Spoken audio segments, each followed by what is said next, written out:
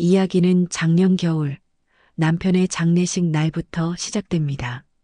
비가 부슬부슬 내리던 그날 유가족 대기실엔 검은 양복만 가득했죠. 사람들은 저를 평생 전업주부로만 알고 있었어요. 하지만 사실 저는 친환경 세제 회사 초록 한 줄의 진짜 설립자였습니다. 남편 류상우와 함께 아무것도 없던 상태에서 시작했어요. 다만 남편이 이미지 관리상 대외 대표를 맡고 저는 뒤에서 원료 조달부터 물류까지 모든 실무를 담당했죠. 20년이 넘도록 말이에요. 사람들은 남편을 수완 좋은 사업가로 기억했지만 실제로 해조류에서 천연 계면 활성제를 추출하는 기술을 개발한 것도 전국의 어촌 협동조합과 직거래, 네트워크를 구축한 것도 모두 제 손으로 이뤄낸 일이었습니다. 장례가 끝나갈 무렵 제가 믿었던 세 자녀가 저에게 충격적인 제안을 했습니다. 조문객들이 하나둘 빠져나가고 썰렁해진 대기실에서 아이들은 마치 사전에 짜고 온 듯 저를 에워쌌어요. 장남 도윤이는 대기업 홍보팀에서 일하고 있었는데 평소 과묵한 그가 이상하게도 말을 꺼내지 못하고 머뭇거렸습니다. 대신 장남의 아내인 며느리가 회색 서류철을 들고 다가와 이렇게 말했어요. 어머니, 요즘 회사들 ESG 문제로 여론이 민감해요. 세무조사 소문이 돌고 있어요. 브랜드를 지키려면 집은 한동안 비워주시고 여기 사인만 해주세요. 서류에는 정권 위임과 한시적 보호 신탁이라는 그럴듯한 단어들이 적혀 있었어요. 법률 용어들 사이에 제 이름이 마치 지워져야 할 5점처럼 끼어 있더군요. 둘째 딸 다현이는 달래듯 말했죠. 엄마가 여기저기 다니면 기자들이 달라붙을 수 있어. 잠깐만 피신하자. 우리가 다 정리해 놓을게. 평소 재무팀에서 일하며 숫자에만 박던 딸이 갑자기 언론을 걱정하는 게 이상했어요. 그런데 가장 충격적인 건 막내 서준이의 아내 서희의 말이었어요. 시어머니는 요즘 기억력도 오락가락하시잖아요. 실수라도 하시면 회사가 무너져요. 이 말을 들은 순간 제 가슴에 차가운 칼이 꽂히는 것 같았습니다. 지난주에도 저는 200개 거래처 담당자 이름을 모두 기억하고 있었는데 며느리는 제가 치매에 걸린 사람처럼 취급하고 있었어요. 그 순간 깨달았어요. 아이들이 저를 재산을 노리는 도둑으로 본 게 아니라 회사에 해가 될 수 있는 리스크로 분류한 거였어요. 모욕감보다도 등골이 서늘했습니다. 40년을 함께 살아온 가족이 나를 한낱 위험 요소로 전락시킨 것이었죠. 저는 서류를 천천히 훑어봤습니다. 복잡한 법률 용어 사이로 핵심이 보였어요. 제 모든 권한을 박탈하고 회사 경영은 물론 개인 재산까지 자녀들이 관리하겠다는 내용이었습니다. 더 충격적인 건 제가 정신적으로 불안정한 상태라는 의학적 소견서까지 첨부되어 있었다는 점이었죠. 어느 병원의 것인지도 모를 서류였어요. 저는 종이를 조용히 접어 가방에 넣으며 이렇게 말했어요. 그래, 너희 말대로 잠시 비워줄게. 하지만 종이에 사인하는 건 내 변호사와 상의한 후에 하겠다. 도윤이가 당황하며 말했습니다. 엄마, 변호사는 왜? 우리가 엄마를 해치려는 게 아니야. 알아. 너희가 회사를 지키려는 거겠지. 하지만 나도 내 권리는 지켜야 해. 서희가 날카롭게 말했어요. 시어머니, 지금이 어떤 시기인지 아세요? 아버님 장례식이에요. 회사가 흔들리면 아버님 명예도. 그래서 더더욱 신중해야지. 저는 일어서며 마지막으로 아이들을 둘러봤어요.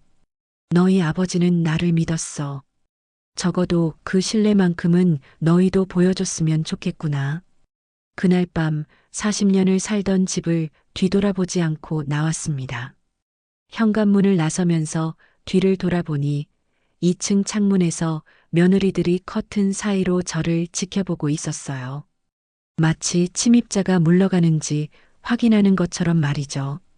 빗속을 걸으면서 저는 생각했습니다.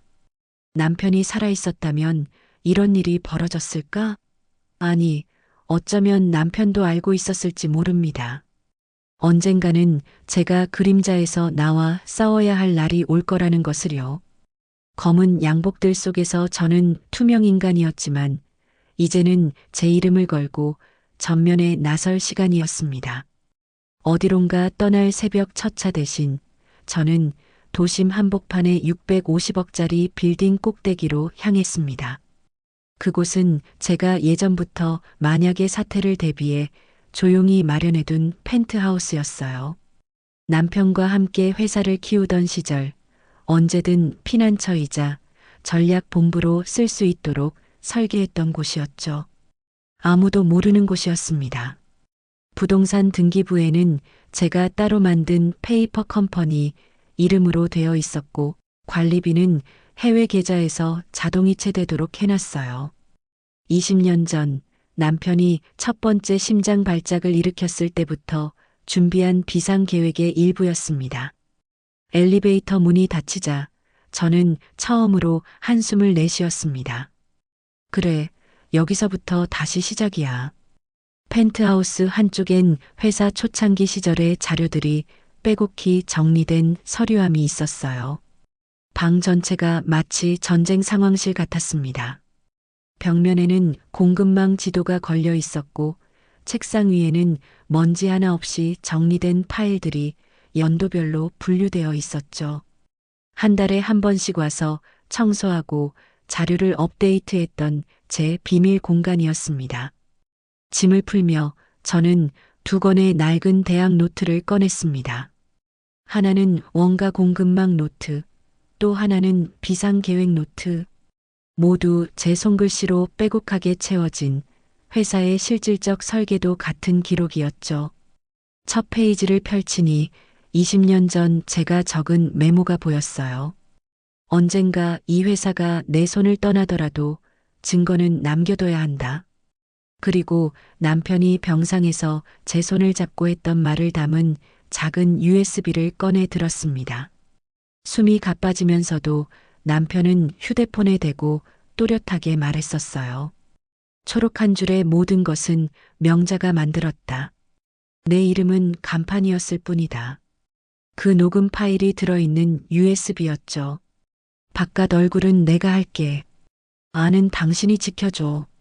그 말이 제게 남은 유일한 약속이자 증거였습니다. 저는 조용히 노트북을 켜고 연락처를 하나 눌렀어요. 옛 동료이자 지금은 대형 로펌의 스타 변호사가 된 문소라였습니다.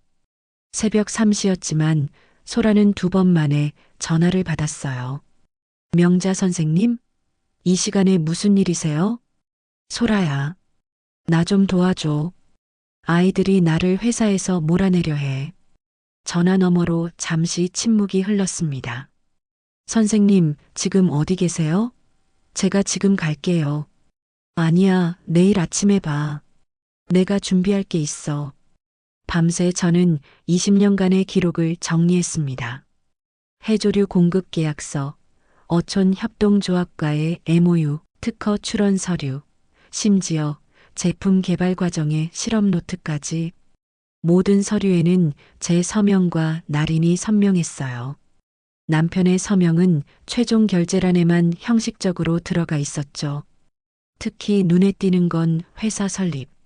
초기 제가 어머니로부터 물려받은 5억으로 초기 자본금을 댔다는 증빙 서류였습니다. 통장 내역, 증여세 납부 영수증, 공증 서류까지 완벽했어요. 남편은 아이디어와 열정은 있었지만 실제 종잣돈은 제가 댄 것이었죠. 다음 날 아침 소라가 바람에 머리를 휘날리며 펜트하우스에 도착했어요. 고급 정장 차림이었지만 운동화를 신고 있었습니다. 급하게 오느라. 선생님, 어제 무슨 일이 있었는지 처음부터 다시 설명해 주세요. 저는 아이들이 가져온 서류를 건넸습니다. 소라는 커피도 마시지 않고 한 장 한 장 꼼꼼히 읽어내려갔어요. 읽으면 읽을수록 그녀의 표정이 심각해졌습니다. 명자 선생님, 이건 보호가 아니라 완전한 정권 박탈이에요. 게다가 신탁 계약서, 초안에 위임자의 지속적 무능 상태 조항까지 장기적으로 선생님을 경영 판단 불능자로 만들려 했네요. 소라는 안경을 벗고 눈을 비볐습니다. 더 심각한 건 이미 이사회 임시 소집 공고가 나갔어요. 3일 후에 선생님의 경영권을 박탈하는 안건을 상정한대요. 저는 쓸쓸하게 웃으며 말했어요. 아이들은 회사가 흔들릴까봐 그랬을 거야. 동기는 탐욕보다 두려움에 가까울 거야.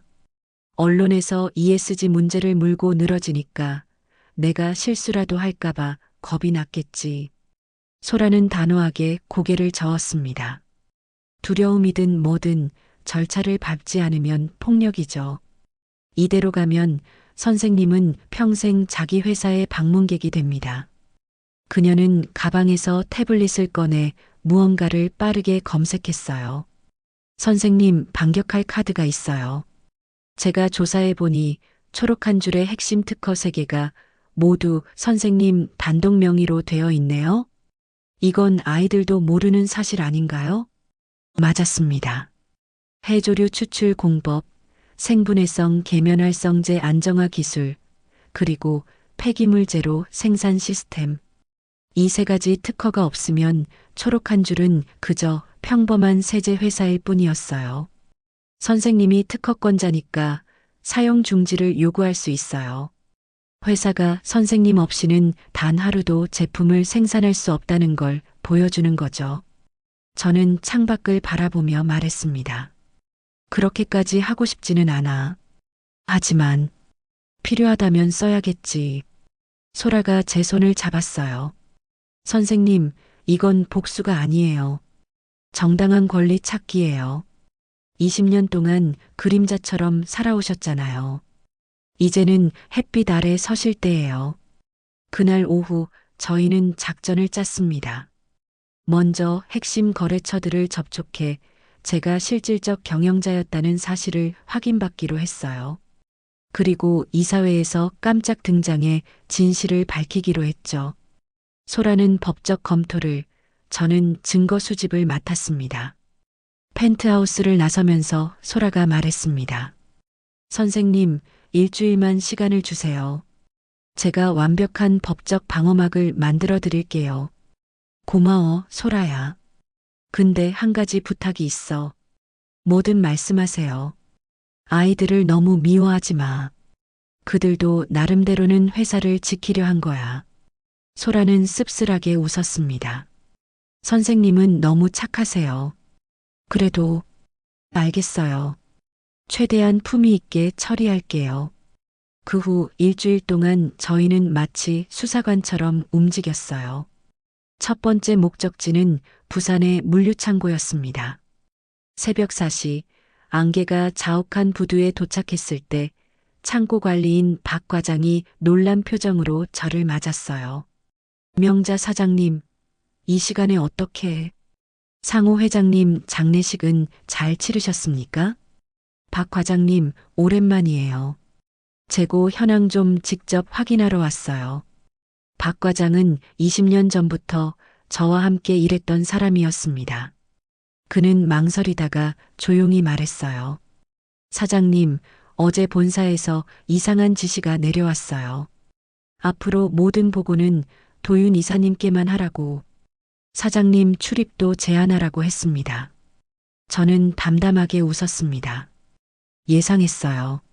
하지만 박 과장님, 20년 동안 누가 이 창고를 설계하고 시스템을 만들었는지 기억하시죠? 당연하죠.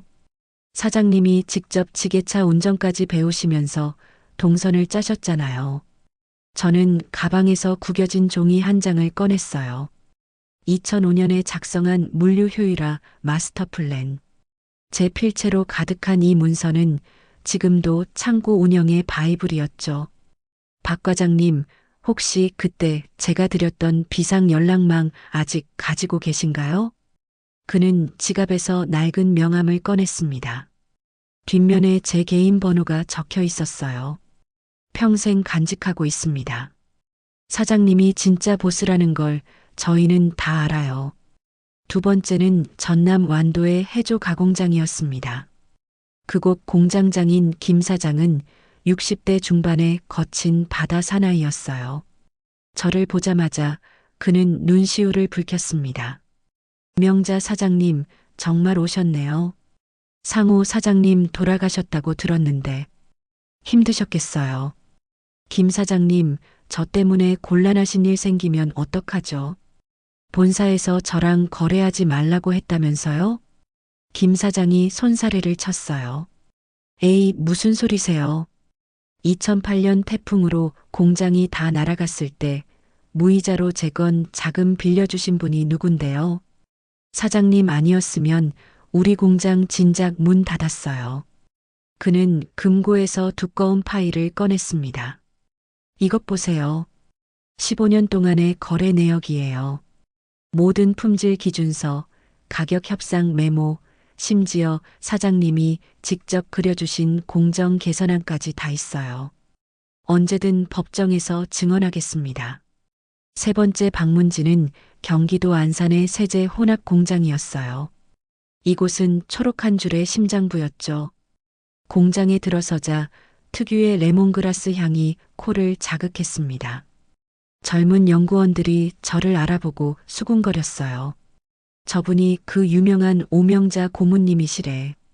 고문이 아니라 진짜 사장이라던데. 연구소장 최 박사가 뛰어나왔습니다. 사장님, 오실 줄 알았어요. 본사에서 난리가 났다던데요.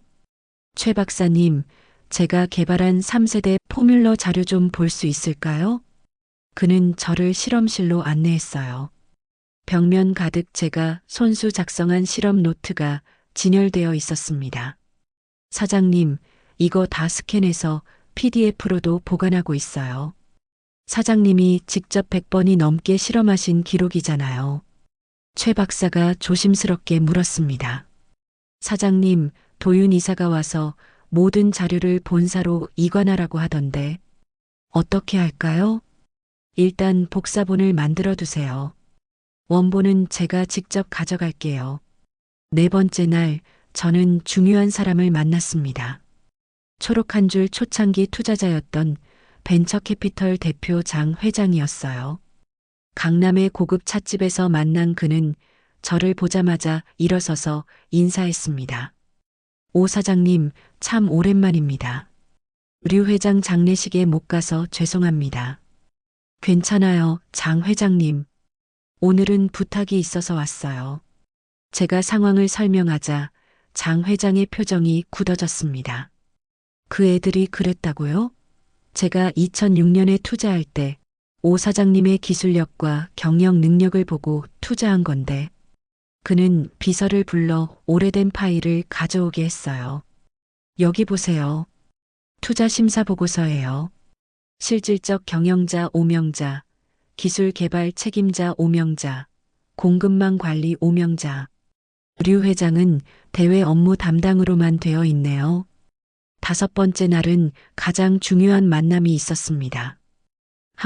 한국친환경제품인증원의 심사위원장을 만났어요. 그는 서류 더미를 가리키며 말했습니다. 오 사장님, 15년 동안 인증 심사 때마다 직접 오셔서 설명하셨잖아요. 류 회장님은 한 번도 기술적인 질문에 답하신 적이 없고요. 저희는 다 알고 있었어요.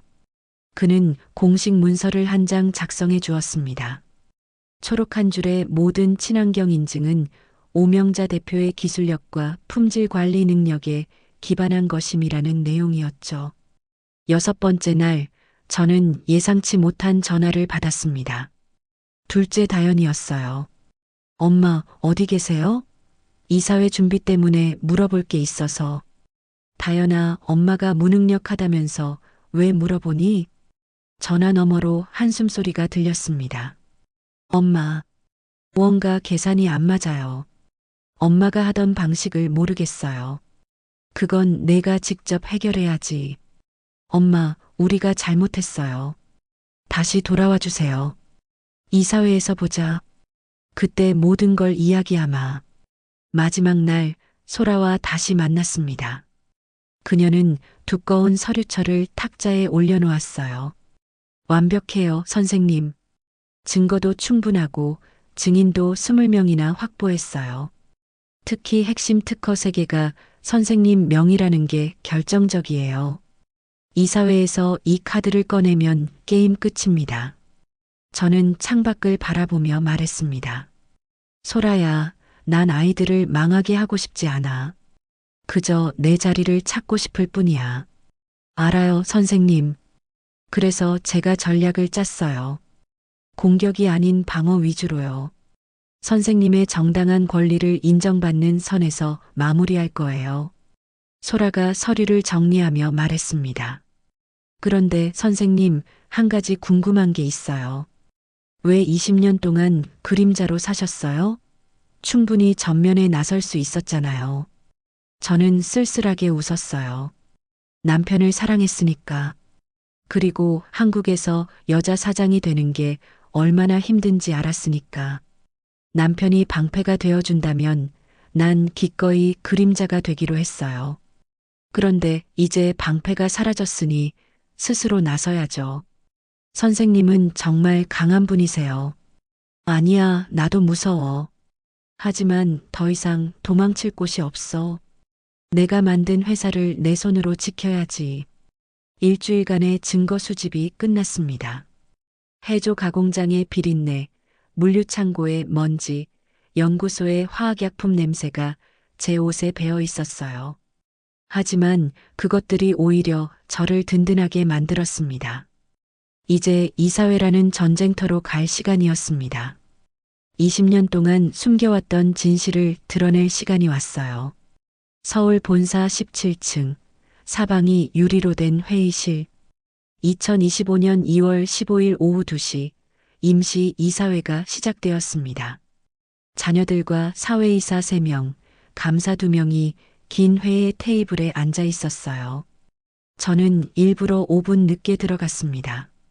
문소라 변호사와 함께 입장하자 회의실의 공기가 얼어붙었죠. 도윤이는 당황한 표정을 숨기려 애쓰며 저에게 명함을 내밀었습니다. 위기관리 총괄이라고 적혀 있더군요. 엄마 오시기로 하셨으면 미리 연락을 주시지. 그리고 외부인은 참관이 안 되는데. 문 변호사는 내 법률 대리인이야. 정관 제27조에 따르면 이해 당사자는 대리인과 동석할 수 있어. 사회이사 중 한 명인 김 전무가 불편한 표정으로 말했습니다. 오 여사님, 오늘 안건은 단순한 경영권 승계 문제입니다. 굳이 변호사까지. 저는 조용히 자리에 앉으며 말했어요. 그 단순한 문제가 제 인생 40년을 부정하는 일이라서요. 도윤이가 서류를 펼치며 발언을 시작했습니다. 최근 ESG 감사가 강화되면서 우리 회사도 경영 투명성을 높여야 합니다. 언론 대응이 필요한 상황에서 엄마, 언론 대응이 필요해요. 그래서 신탁이 문소라가 말을 잘랐습니다. 잠깐만요. 그 신탁 오늘부로 무효입니다. 위임인의 의사 확인 없이 작성됐고 무능 상태 판단 절차가 법적 기준에 미달해요. 그녀는 노트북을 열어 화면을 회의실 스크린에 띄웠습니다.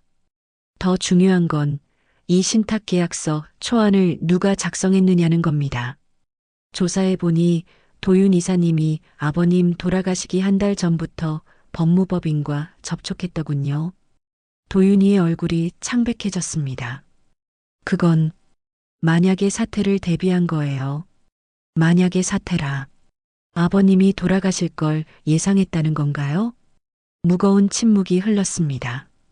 그때 저는 가방에서 한 장의 문서를 꺼냈어요. 바로 회사 설립 당시 남편과 제가 체결한 창립 주주간 합의서였습니다. 이사님들, 이 문서를 보셨나요? 2004년 3월 15일 공증까지 받은 원본입니다. 감사가 문서를 받아 자세히 살펴보더니 안경을 벗으며 말했습니다. 이건 황금주 조항이 있네요. 특별 의결권이 부여된 일주가 오명자 여사 명의로. 저는 고개를 끄덕였습니다. 맞아요. 그리고 이 황금주는 회사의 중대 사안에 대해 거부권을 행사할 수 있죠. 경영권 변경도 포함해서요. 서희가 자리에서 벌떡 일어났어요. 그런 게 있었으면 왜 이제야 말씀하세요? 일부러 숨기신 거예요? 숨긴 게 아니라 쓸 일이 없었을 뿐이야. 남편이 살아있을 때는 필요 없었으니까. 그때 다연이가 떨리는 목소리로 물었습니다. 엄마, 그럼 엄마가 진짜 회사 주인이었던 거예요? 저는 두 번째 서류 뭉치를 꺼냈습니다. 이건 지난 일주일 동안 모은 증언과 증거들이야. 물류창고의 박 과장, 해조 가공장의 김 사장, 연구소의 최 박사. 모두 20년 동안 나와 직접 일했던 사람들이지. 스크린에 사진들이 하나씩 떴습니다. 제가 지게차를 운전하는 모습, 실험실에서 밤새 실험하는 모습, 어민들과 계약서를 작성하는 모습. 특히 이 자료를 보세요. 문소라가 새로운 파일을 열었습니다. 초록 한 줄의 핵심 특허 세계 해조류 추출 공법, 생분해성, 계면활성제 안정화 기술, 폐기물 제로 생산 시스템. 모두 오명자 여사 단독 명의입니다. 사회이사들이 웅성거리기 시작했습니다. 김 전무가 당황한 표정으로 물었어요. 그럼 오 여사님이 특허 사용을 중지하면 회사는 단 하루도 제품을 생산할 수 없죠. 문소라가 대답했습니다. 저는 천천히 일어섰습니다. 하지만 난 그렇게 하지 않을 거예요. 왜냐하면 이 회사는 내 자식과도 같으니까.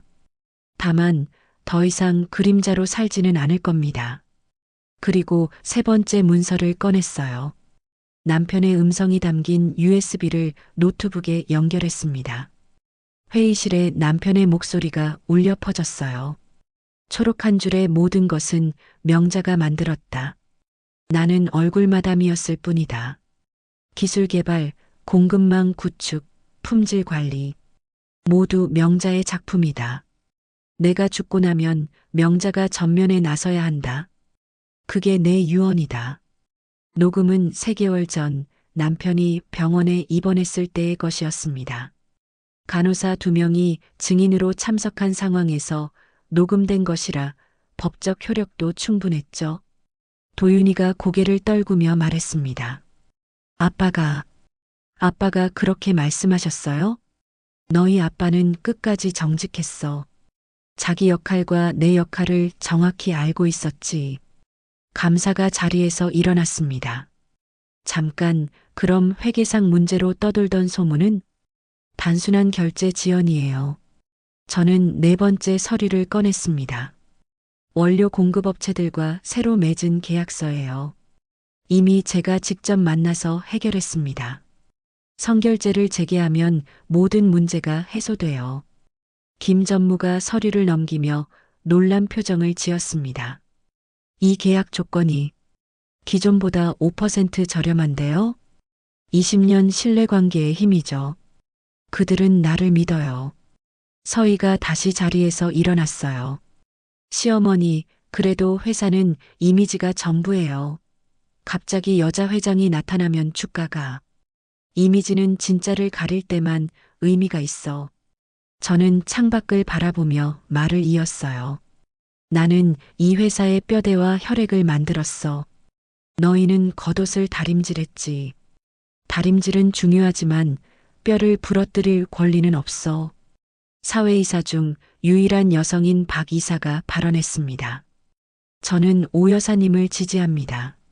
실력 있는 경영자를 성별이나 나이로 차별하는 건 시대착오적이에요. 또 다른 사회이사도 고개를 끄덕였습니다. ESG 관점에서도 여성 리더십은 오히려 긍정적입니다. 문소라가 마지막 카드를 꺼냈습니다. 참고로 벤처캐피털 3곳에서 이미 연락이 왔습니다. 오 여사님이 경영에서 배제되면 투자금을 회수하겠다고요. 그들은 처음부터 오 여사님의 능력을 보고 투자한 거였거든요. 도윤이가 힘없이 의자에 주저앉았습니다. 엄마, 우리가 정말 잘못 생각했네요. 저는 아들 곁으로 다가갔어요. 도윤아, 너희가 아기를 가진 건 아니라는 거 알아. 두려움이 판단을 흐리게 했을 뿐이지. 하지만 두려움은 결코 사람을 함부로 대하는 이유가 될 수 없어. 그날의 이사회 결의사항은 다음과 같았습니다. 신탁 추진 전면 중단. 오명자 여사의 대표이사 선임. 원료 선결제 시스템 재개. 직원 복지기금 50% 확대.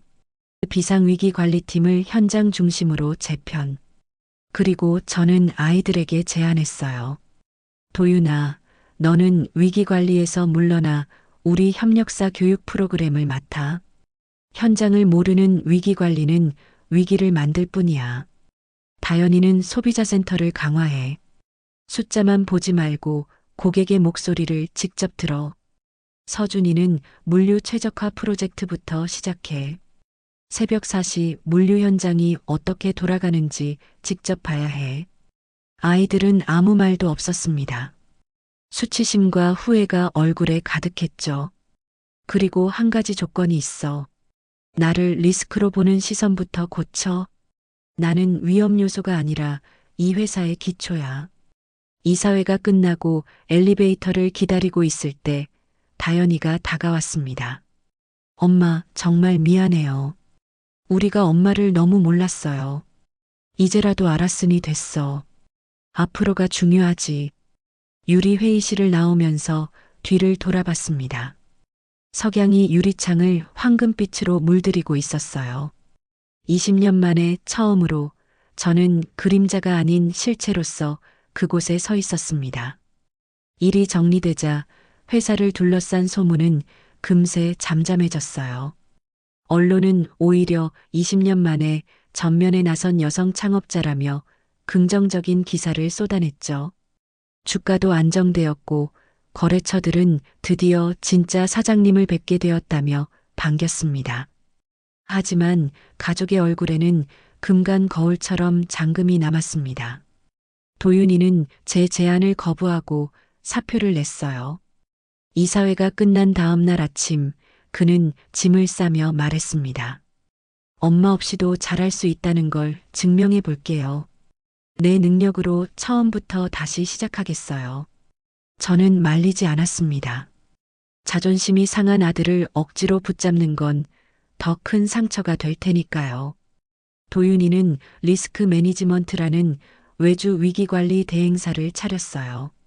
스스로를 위기관리 전문가라고 소개하며 영업을 시작했죠. 하지만 현실은 냉정했습니다. 그가 만난 첫 번째 클라이언트는 작은 화장품 회사였는데 도윤이는 문제를 해결하는 대신 위기를 부풀려서 컨설팅 비용을 올리려 했어요. 없는 문제까지 만들어내는 구시대적 방식이었죠. 당연히 계약은 파기됐습니다. 두 번째, 세 번째 클라이언트도 마찬가지였어요.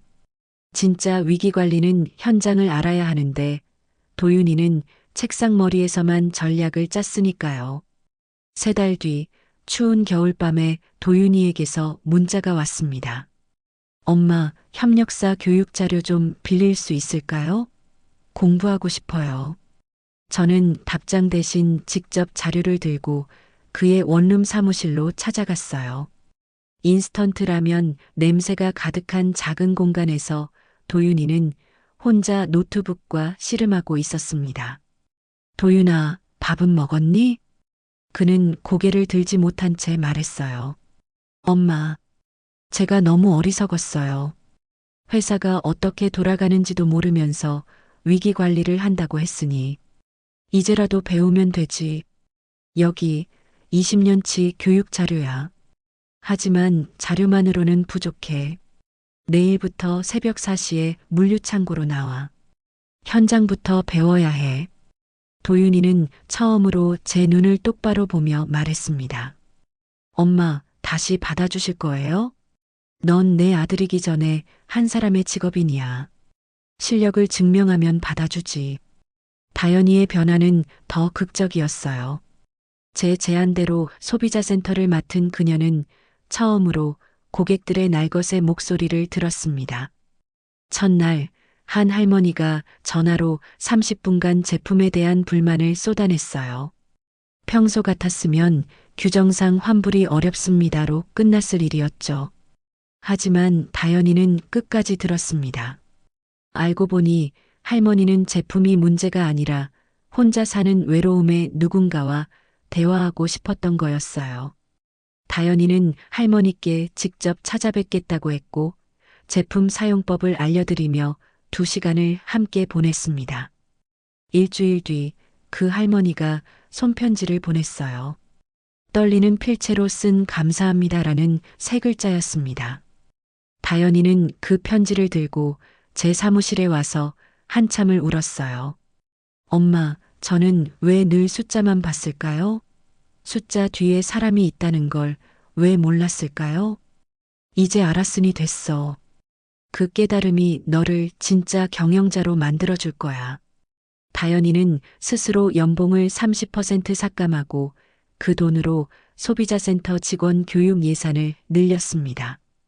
고객 응대 매뉴얼도 완전히 새로 썼어요. 고객은 숫자가 아닌 사람입니다라는 문구를 첫 페이지에 크게 적었죠. 서준이는 새벽 물류 트럭에 올랐다가 과로로 쓰러졌어요. 막내라고 귀여워만 했던 그가 가장 힘든 일을 자처한 거였죠. 일주일 동안 하루 3시간만 자며 물류 전 과정을 몸으로 익히려 했대요. 병원 응급실에서 깨어난 서준이는 제 손을 잡고 처음으로 진심을 털어놨습니다. 엄마, 그날 장례식 때 저는 기자들이 무서워서 그랬어요. 회사가 무너지면 우리는 다 같이 끝인 줄 알았어요. 그래서 엄마를 잠깐 치우면 된다고 생각했어요. 정말 미안해요. 저는 물컵을 건네며 고개를 저었어요. 사람은 누구나 겁이 나. 다만 겁이 난다고 해서 선을 넘어서는 안 돼. 그 선이 바로 사람이야. 엄마는 저희를 용서하실 수 있어요? 용서는 이미 했어. 하지만 신뢰는 다시 쌓아야 해. 그건 너희가 행동으로 보여줘야 하는 거야.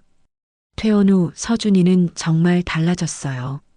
새벽마다 물류 기사들과 함께 짐을 나르고 그들의 고충을 직접 듣고 개선안을 만들었습니다. 한 달 만에 물류 효율성을 15% 높였고 기사들의 만족도는 역대 최고를 기록했죠. 며느리들과의 관계는 더 복잡했어요. 도윤이 아내는 남편이 회사를 나간 후로 저를 피했습니다. 마주칠 때마다 시어머니, 죄송해요만 반복했죠. 서희는 더 극단적이었어요. 아예 친정으로 가서 한 달간 돌아오지 않았습니다. 그러던 어느 날 서희가 찾아왔어요. 많이 야윈 얼굴이었습니다. 시어머니, 제가 정말 큰 잘못을 했어요. 시어머니를 무능력자 취급한 것. 평생 후회할 거예요. 서희야, 너도 두려웠겠지. 젊은 나이에 대기업 상대로 싸워야 한다고 생각하니 겁났을 거야. 그래도 그건 사람을 대하는 태도가 아니었어요. 제가 너무 교만했어요. 저는 서희의 손을 잡았어요. 우리 다시 시작하자. 단 조건이 있어. 나를 나이든 시어머니가 아니라 한 사람의 경영자로 봐줘. 그럼 나도 너를 며느리가 아닌 동료로 대할게. 가족회의를 열었습니다. 40년 만에 처음으로 일과 가정을 분리하는 규칙을 만들었어요. 집에서는 가족, 회사에서는 동료. 회사 일은 회사에서만, 가족 얘기는 집에서만.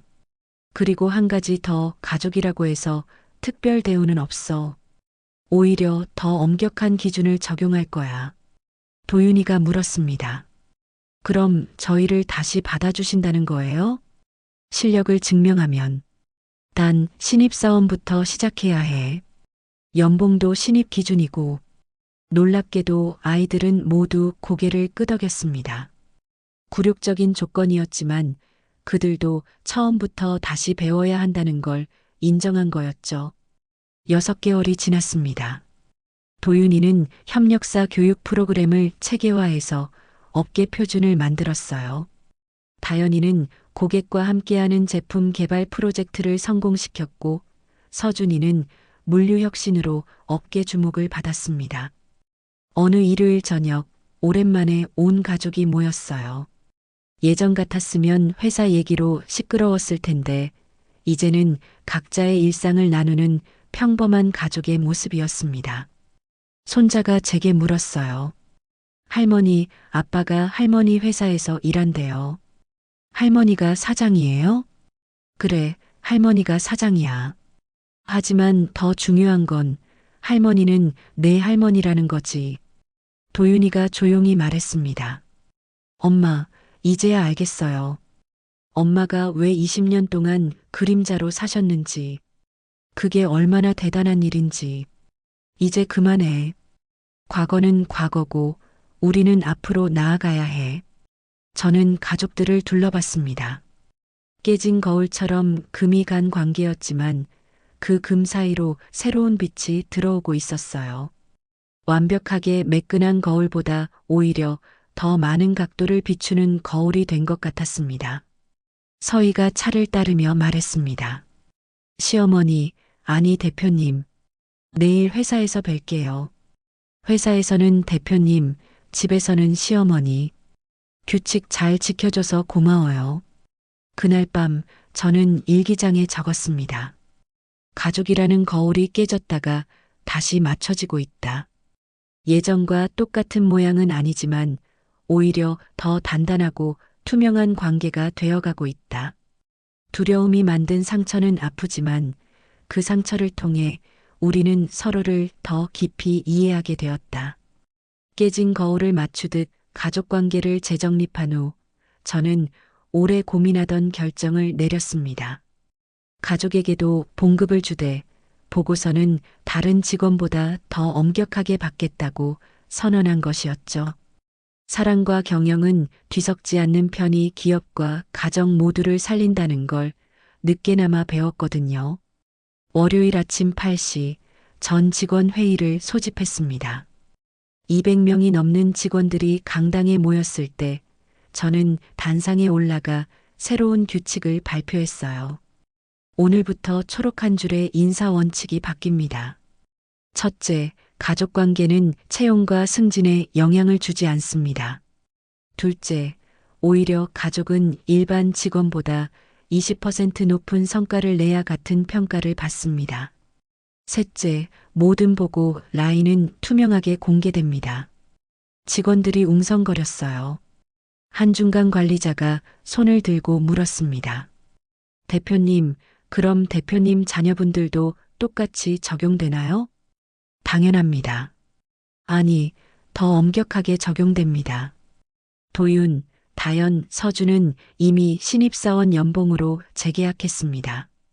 강당이 조용해졌다가 곧 박수가 터져 나왔어요. 누군가 외쳤습니다. 이제야 진짜 공정한 회사가 되는군요. 그날 오후 저는 가족 경영 가이드라인을 만들었습니다. A4 10페이지 분량의 상세한 규정이었죠. 제1조 채용과 평가의 독립성, 가족 구성원의 채용은 외부 인사위원회 3인의 만장일치 승인 필요, 성과 평가는 직속 상사가 아닌 별도의 평가단이 실시, 평가 결과는 전사에 공개, 제2조 보고 체계의 투명성, 가족 구성원은 직속 가족에게 보고할 수 없음. 모든 보고서는 CC로 감사팀에 동시 전송. 월 1회 공개 발표를 통해 성과 공유. 제3조 보상의 공정성. 동일 직급 평균 연봉의 90% 상한선 적용. 성과급은 팀 전체 성과에만 연동. 스톡 옵션 등 특별 보상 3년간 금지. 직원들의 반응은 놀라웠어요. 첫 주만 해도 반신반의했지만 제가 정말로 아이들에게 더 엄격한 기준을 적용하는 걸 보고는 완전히 신뢰하기 시작했습니다. 특히 기억에 남는 일이 있었어요. 도윤이가 작성한 협력사 교육 제안서에 오류가 있었는데 저는 전 직원이 보는 앞에서 공개적으로 지적했습니다. 도윤 과장, 이 제안서는 현장 검증이 부족합니다. 다시 작성하세요. 그리고 앞으로는 최소 3곳 이상의 협력사를 직접 방문하고 작성하기 바랍니다. 도윤이는 얼굴이 빨개졌지만 고개를 숙였습니다. 네, 대표님. 다시 하겠습니다.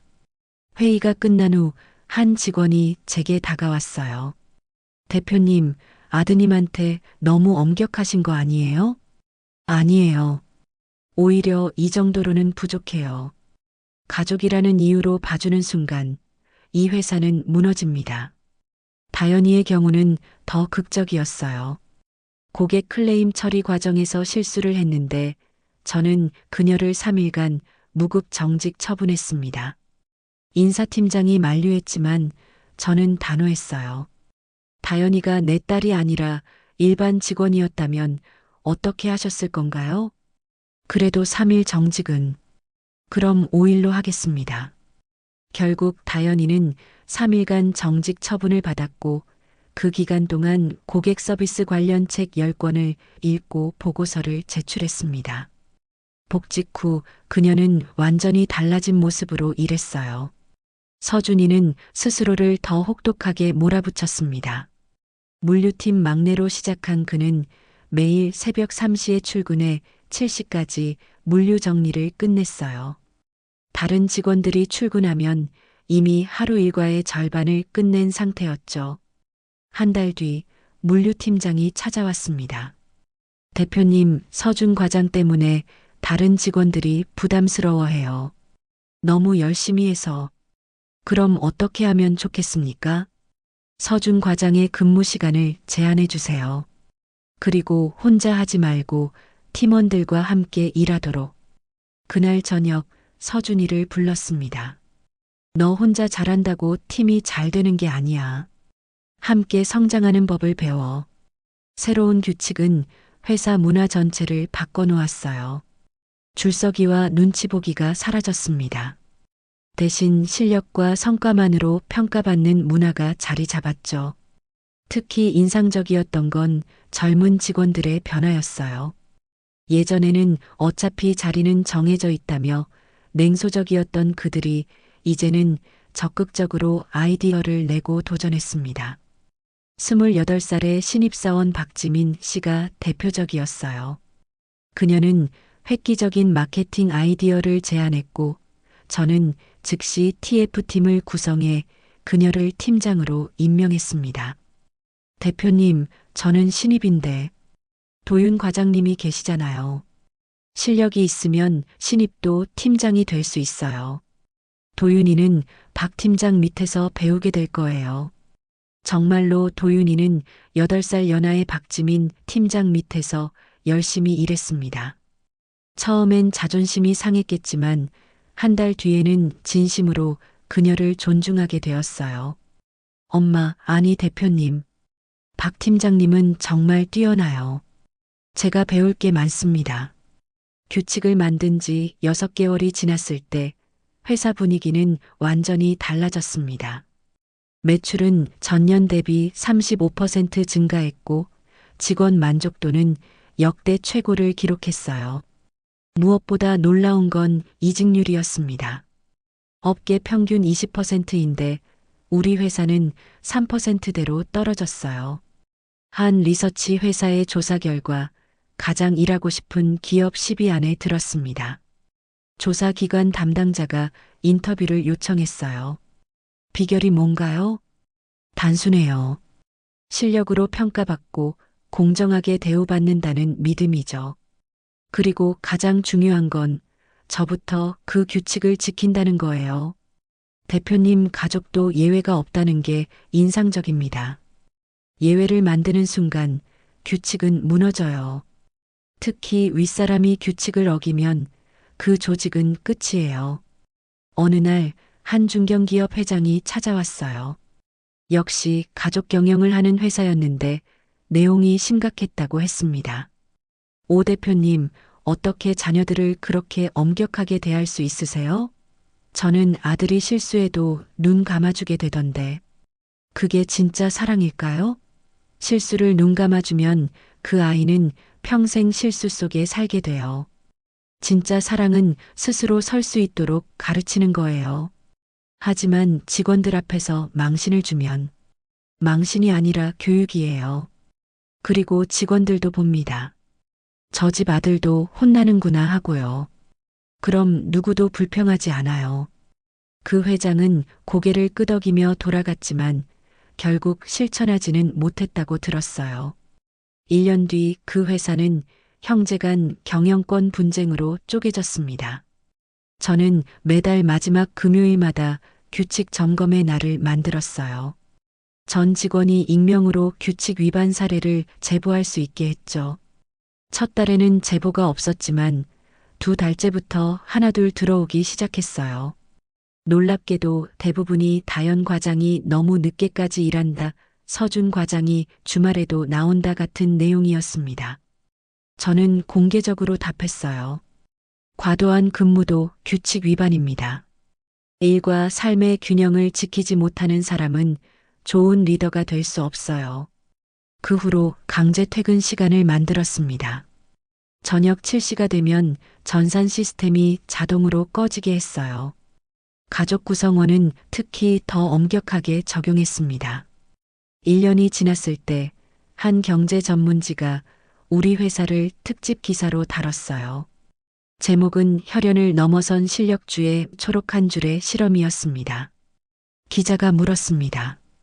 이런 규칙을 만든 이유가 뭔가요? 저는 창밖을 보며 답했어요. 20년 동안 그림자로 살았어요. 실력이 있어도 인정받지 못했죠. 이제는 누구도 그런 그림자가 되지 않길 바라요. 실력이 있으면 인정받고 없으면 가족이라도 인정받지 못하는, 그게 진짜 공정한 회사예요. 후회는 없으세요? 가족과의 관계가 어색해질 수도.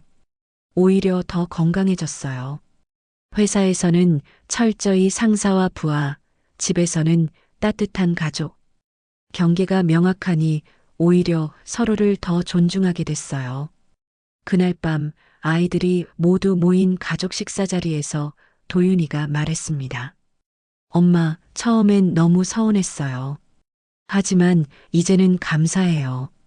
진짜 실력을 키울 수 있게 해주셔서. 다연이도 거들었어요. 맞아요. 사장 딸이 아니라 다연으로 인정받는 게 이렇게 뿌듯할 줄 몰랐어요. 서준이가 웃으며 말했습니다. 물론 가끔은 엄마 찬스 쓰고 싶을 때도 있지만요. 모두가 웃었습니다. 저는 아이들을 보며 생각했어요. 새로운 규칙은 회사만 바꾼 게 아니라 우리 가족도 바꿨다고. 더 정직하고, 더 당당하고, 더 건강한 관계로 말이에요. 봄이 되어 본사 1층 로비 한쪽을 개조해서 바다의 주방이라는 공간을 만들었어요. 협력 어촌에서 온 원재료로 젊은 셰프들이 레시피를 연구하고 홀로 사는 어르신들이 무료로 와서 배우고 드실 수 있는 곳이었죠. 이곳은 단순한 식당이 아니라 우리 회사의 철학을 보여주는 상징적인 공간이었습니다.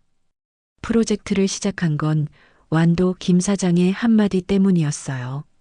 사장님, 우리 어촌에 혼자 사는 할머니들이 많은데 해조류는 많아도 제대로 요리해 먹지 못해요.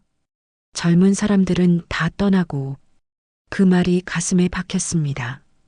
우리가 원료를 사는 어촌의 어르신들이 정작 영양 부족으로 고생한다는 게 아이러니였죠. 그래서 시작한 게 바다의 주방이었습니다. 설계부터 직접 참여했어요. 150평 규모의 공간을 3개 구역으로 나눴습니다. 연구 주방, 교육 주방, 그리고 따뜻한 밥상을 나누는 식당. 특히 신경 쓴 건 문턱이었어요. 휠체어와 보행 보조기가 쉽게 드나들 수 있도록 모든 문턱을 없앴죠. 주방장으로는 파리에서 요리를 공부하고 돌아온 32살 청년 정우진 셰프를 영입했어요. 처음엔 그가 거절했습니다. 대표님, 저는 파인다이닝 레스토랑을 목표로 하는 사람입니다. 무료 급식소는. 이곳은 급식소가 아니에요. 우리나라 해조류의 무한한 가능성을 연구하는 연구소이자 세대를 잇는 부엌이 될 거예요. 제가 그에게 보여준 건 일본과 프랑스의 해조류 요리책들이었습니다. 해외에서는 이미 해조류가 미래 식재료로 주목받고 있어요. 당신이 그 선구자가 되어보지 않겠어요? 정 셰프의 눈이 반짝였습니다. 해조류로 프렌치 요리를. 그것도 좋지만 더 중요한 건 할머니들이 쉽게 따라 할 수 있는 레시피를 개발하는 거예요. 최고의 재료를 가장 간단하게, 하지만 맛있게. 첫날, 저는 앞치마를 두르고 직접 세제를 희석해서 테이블을 닦았어요. 직원들이 웃으며 말했습니다.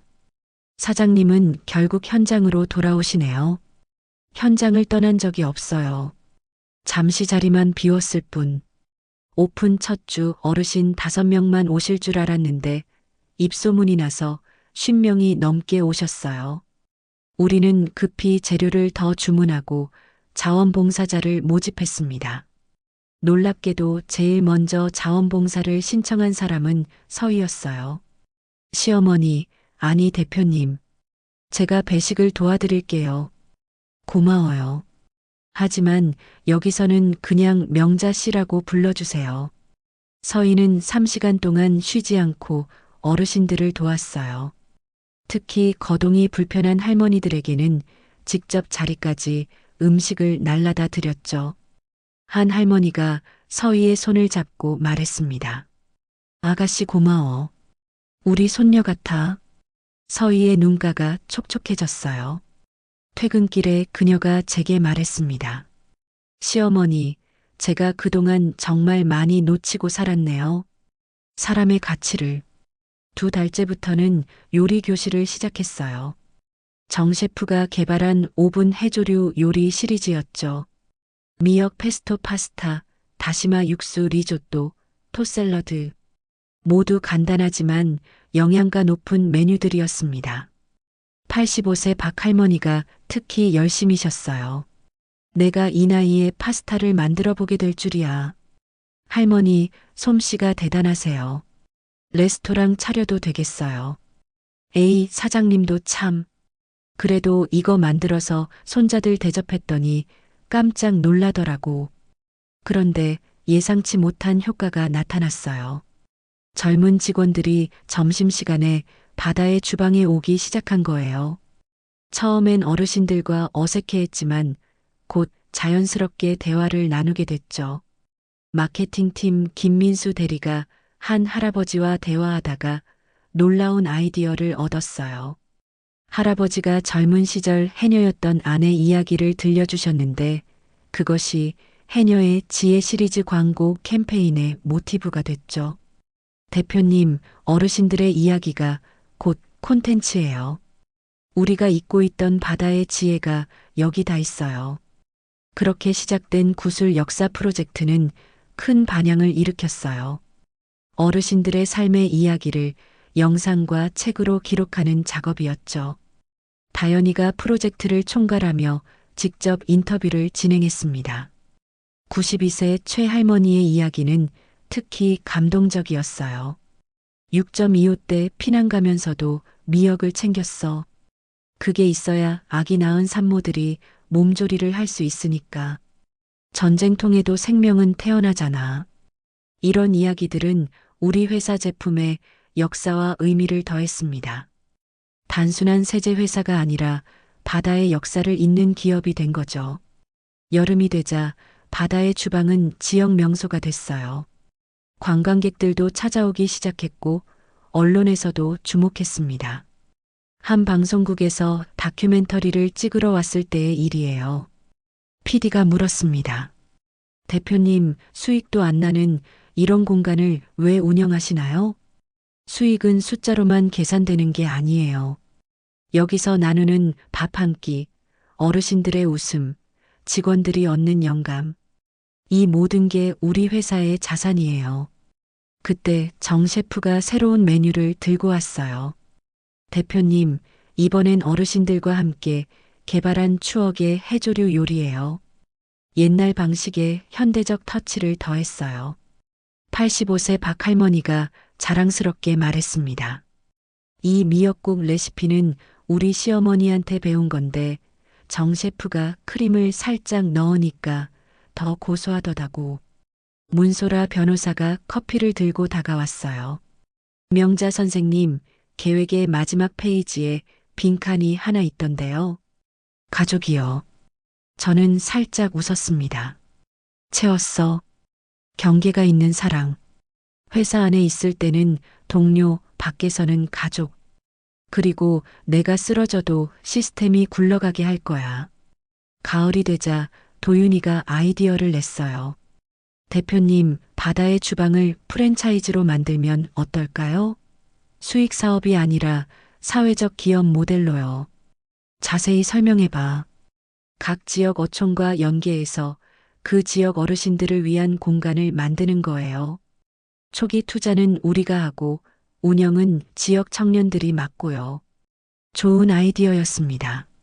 서준이도 거들었어요. 물류 네트워크를 활용하면 식재료 공급도 효율적으로 할 수 있어요. 그렇게 바다의 주방은 전국으로 확산되기 시작했어요. 부산, 목포, 속초. 각 지역마다 특색 있는 바다의 주방이 생겨났죠.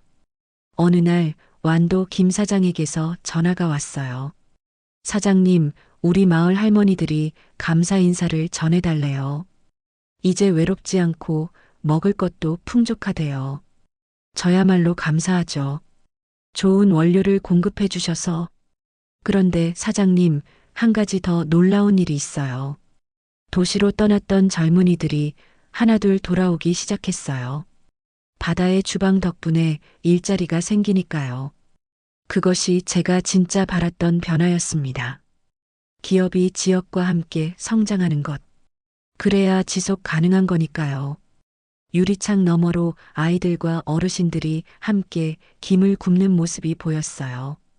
도윤이는 할아버지에게 스마트폰 사용법을 가르쳐 드리고, 다연이는 할머니들의 이야기를 녹음하고, 서준이는 무거운 재료 상자를 나르고 있었죠. 바다는 잔잔했고 제 마음도 그랬습니다. 20년 전 남편과 함께 그렸던 꿈이 이제야 제대로 된 모습을 갖춰가고 있었어요. 단순히 돈을 버는 회사가 아니라 사람과 사람을 잇는 다리가 되는 회사. 바다의 주방에서 나는 미역국 냄새가 사무실까지 올라왔어요. 그 향기 속에는 어머니의 손맛, 바다의 기억, 그리고 미래의 희망이 모두 담겨 있었습니다. 저는 일지에 적었어요. 오늘도 바다의 주방은 따뜻했다. 음식이 따뜻했고, 사람이 따뜻했고, 마음이 따뜻했다. 이것이 내가 진짜 만들고 싶었던 회사의 모습이다. 그날 저녁 바다의 주방에서 어르신들이 하나둘 돌아가시고 정리가 한창일 때 도윤이가 조심스럽게 주방 문을 밀고 들어왔어요. 석 달 만에 처음으로 저를 찾아온 거였죠. 지친 얼굴이었지만 눈빛은 선명했습니다. 엄마, 다시 배우고 싶어요. 그 한마디에 많은 것이 담겨 있었어요. 자존심, 후회, 결심, 그리고 간절함까지. 저는 벽에 걸린 앞치마를 하나 집어 그에게 건넸습니다. 여긴 학교가 아니야, 일터야. 배우려면 손부터 움직여. 그는 고개를 끄덕이고 묵묵히 앞치마를 두르더니 설거지대로 갔어요. 산더미처럼 쌓인 그릇들을 보고도 한마디 불평 없이 소매를 걷어붙였습니다. 명문대를 나와 대기업 홍보팀에서 일했던 아들이 이제 설거지를 하고 있었죠. 1시간쯤 지났을까요? 다연이가 홀에서 뛰어들어왔어요. 엄마, 박 할머니가 내일도 오신대요. 손녀분이랑 같이. 오빠? 다연이는 설거지하는 도윤이를 보고 놀랐지만 곧 자연스럽게 고무장갑을 끼고 옆에 섰어요. 남매가 나란히 서서 그릇을 닦는 모습이 언제 본 풍경인지 기억도 나지 않았습니다. 오빠 미안해. 그때 장례식장에서. 됐어. 나도 미안해. 막내한테 그런 부담을 줬으니. 서준이는 새벽 배송을 마치고 돌아오는 길이었는데 불 켜진 주방을 보고 들어왔어요. 형과 누나를 보자 잠시 멈칫했지만 곧 웃으며 말했습니다.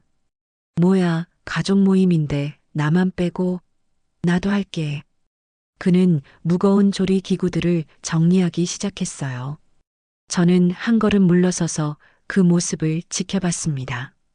아이들이 각자의 자리에서 묵묵히 일하는 모습이 낯설면서도 따뜻했어요.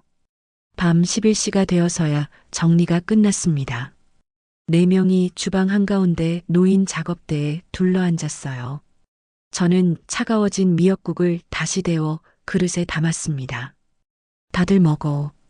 오늘 정 셰프가 만든 신메뉴야. 도윤이가 한 숟가락 뜨더니 눈을 크게 떴어요. 이거 할머니가 끓여주시던 그 맛이에요. 정 셰프가 어르신들한테 직접 배웠대. 옛날 방식 그대로 하지만 더 건강하게. 조용히 국을 먹던 다연이가 갑자기 울기 시작했어요. 엄마, 정말 미안해요. 엄마를 무능력자 취급하고 회사에서 몰아내려 하고 울지 마. 이미 다 용서했어. 서준이도 고개를 숙였습니다. 저도 너무 비겁했어요. 두려워서 엄마를 희생양으로 만들려고. 너희가 아기를 가진 건 아니었잖아. 그걸 아니까 내가 여기 있는 거야. 도윤이가 조심스럽게 물었어요. 엄마, 우리 다시 가족이 될 수 있을까요? 우린 계속 가족이었어. 다만 서로를 제대로 보지 못했을 뿐이지. 그때 문이 열리고 며느리들이 들어왔어요. 서희가 먼저 말했습니다. 시어머니, 늦은 시간에 죄송해요. 오빠들 차 가지러 왔는데. 다들 여기 계시네요. 도윤이 아내도 머뭇거리며 들어왔어요. 저희도 도와드릴 일이 있으면. 저는 그들에게도 앞치마를 건넸습니다. 내일 아침 준비를 미리 해둬야 해요. 도와줄래요? 놀랍게도 며느리들은 주저없이 앞치마를 둘렀어요.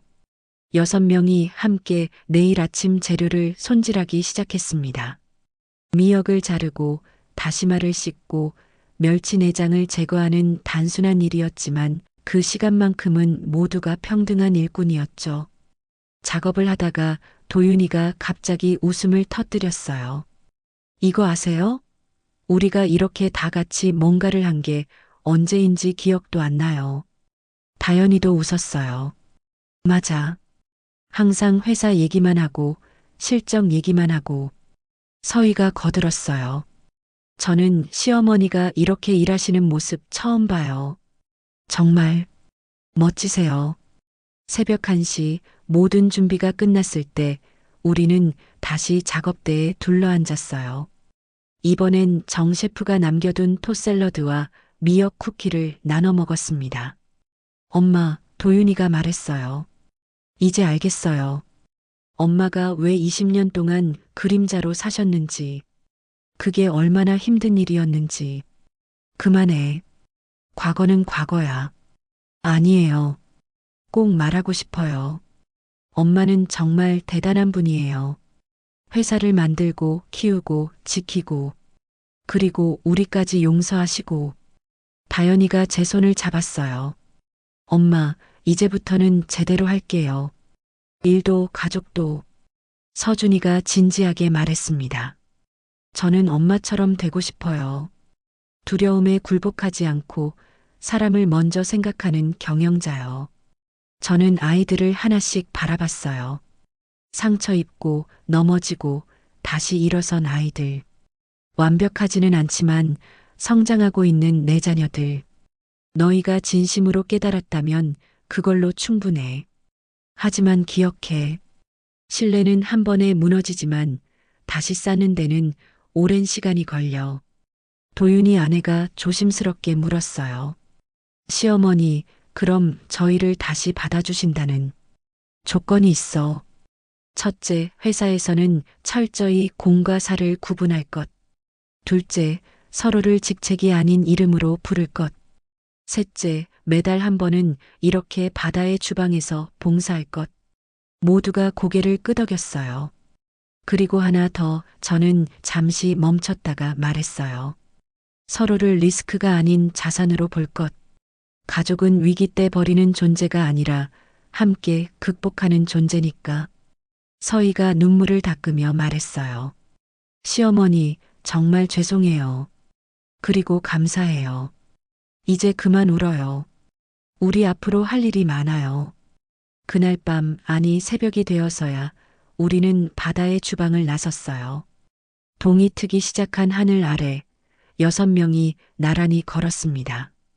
도윤이가 말했어요. 엄마, 내일, 아니 오늘 할머니들 오시면 제가 배식 도울게요. 나도요. 다연이와 서준이가 동시에 말했어요. 저는 웃었습니다. 그럼 우리 모두 앞치마 두르고 일하는 거야.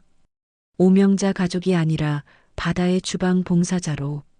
집으로 돌아가는 길 서준이가 갑자기 말했어요. 엄마 아빠가 살아계셨다면 뭐라고 하셨을까요? 결국 진짜가 드러났구나 라고 하셨을 거야. 아빠는 늘 그러셨거든. 진짜는 숨길 수 없다고. 다연이가 팔짱을 끼며 말했어요. 엄마가 진짜 사장이라는 것도 우리가 아직 부족하다는 것도 다 드러났네요. 그래도 우리가 가족이라는 것도 드러났잖아. 도윤이가 뒤에서 중얼거렸어요. 깨지고 금간 가족이지만 깨진 그릇도 금으로 메우면 더 아름다워진대. 일본의 긴츠쿠로이라는 기법이 있어. 깨진 부분을 금으로 메워서 오히려 더 특별하게 만드는 거야.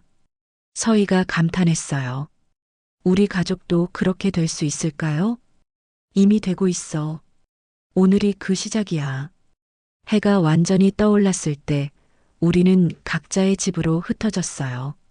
하지만 약속했죠. 오후에 다시 바다의 주방에서 만나기로. 집에 돌아와 잠시 쉬려고 누웠는데 핸드폰이 울렸어요. 도윤이의 문자였습니다. 엄마 사랑해요. 그리고 존경해요. 오후에 봬요, 대표님. 이어서 다연이와 서준이의 문자도 왔어요. 엄마 최고. 오후엔 열심히 일할게요. 엄마 아빠가 하늘에서 웃고 계실 것 같아요. 저는 천장을 바라보며 중얼거렸어요. 여보, 봤어요? 우리 아이들이 드디어 어른이 돼가고 있어요. 늦었지만 이제야 진짜 가족이 돼가고 있어요. 창밖으로 보이는 하늘은 구름 한 점 없이 맑았습니다. 폭풍이 지나간 후의 하늘처럼 우리 가족도 이제 맑게 갤 것 같았어요.